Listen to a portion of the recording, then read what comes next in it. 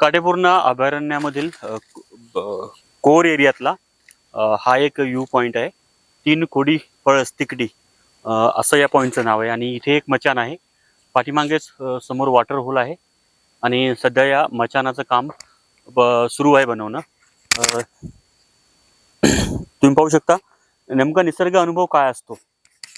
तर मचानापासून या वॉटर होलची जी डिस्टन्स आहे साधारणतः हे 20 मीटरचं डिस्टन्स असावं.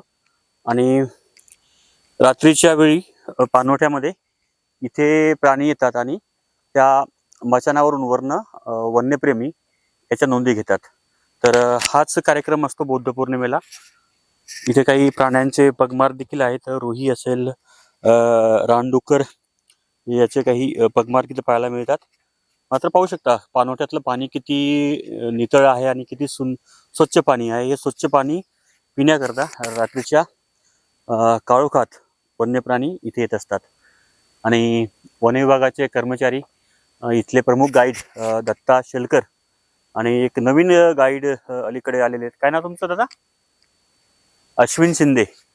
हे देखील पाणवठ्याचं काम करत आहेत. आणि 2 ते 3 दिवसामध्ये संपूर्ण पाणवठे आणि मचान हे तयार असतील. तर असा हा निसर्ग अनुभव असतो. निसर्गाच्या कुशीमध्ये एक रात्र एक दिवस आपल्याला घालवायचा असतो. अनेक असे नियम आपल्याला फॉलो करायचे असतात. जंगलात येऊन मोबाईल वापरायचा नसतो किंवा भडक कपडे घालायचे नसतात. कुठल्याही नैसर्गिक संसाधनाला डिस्टर्ब न करता निसर्गाचा तो अनुभव आपल्याला घ्यायचा असतो. मचान पाहूया आपण कसं आहे. सचिन, मी आता या मचानावर जाऊन पाहतो. अद्याप याच्यावर झावळ्या टाकायचं काम बाकी आहे. मात्र चढून बघूया आपण. अशी शिडी असते. साधारणतः किती हाईट असेल लता भाऊ याची?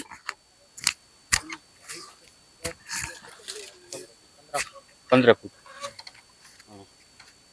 आता याच्यावर पालापाचोळा, पळसाची पाने, गवत वगैरे टाकून ते मचान उभं करायचंय. ओके, किती लोक बसू शकतात याच्यावर? 2 ते 3 लोक. 2 ते 3 लोक बसू शकतात. हो, रात्री. सचिन याल बरं. ठीक आहे. तर बसा दत्ता भाऊ खाली. तर बौद्ध पौर्णिमेलाच का?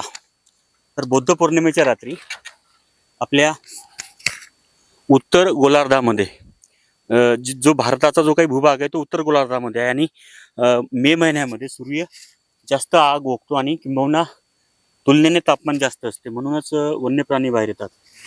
काय सांगाल या मचानाबद्दल?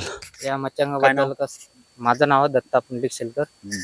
हे मचांग आहे 3 कोड्या पडस म्हणून याचं नाव पाडलेलं आहे मचांगचं.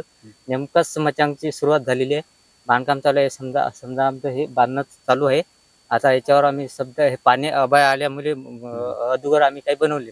आभाळ आलं, समजा पाऊस जर आला तर मग निसर्ग अनुभव घेता येणार नाही. हा, जर समजा आभाळ गेलं तर किल्लेर हे झोपड्या आम्ही क्लिअर करून याच्यावर प्राणी करण्यासाठी. पाणवठ्याचा जर बघा ना कसं वाटत इथनं. मला वाटतं इथनं तुम्ही उघडत होणार ना झावळे हा एरिया.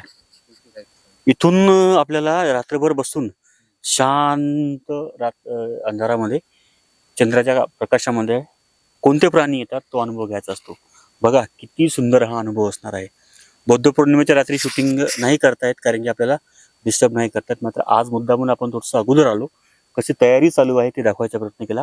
महाराष्ट्रातील जे काही अभयारण्य असतील किंवा व्याघ्र प्रकल्प असतील, मेळघाट असेल, ताडोबा असतील, तिकडे टिपेश्वर असेल, त्या सर्व अभयारण्यामध्ये मचानावर बसायला संधी मिळत नाही कारण की ते बुक होतात लवकर. मात्र काटेपूर्णा अभयारण्यामध्ये जे अद्याप जेवढं पाहिजे तसं त्याला काय म्हणतो आपण, म्हणजे फेमस तर आहेच, मात्र इथं जास्त मानवाचा हस्तक्षेप नाही या जंगलामध्ये. म्हणून इथील जे जंगल आहे ते अजूनही शाश्वत आहे आणि सुस्थितीत आहे. त्यामुळं खऱ्या निसर्गाचा अनुभव आपल्याला इथे घेता येणार आहे. बौद्ध पौर्णिमेच्या रात्री पुन्हा एकदा भेटूया आपण काटेपूर्णेच्या या कोर जंगलामध्ये निसर्गाचा एक अनुभवासह.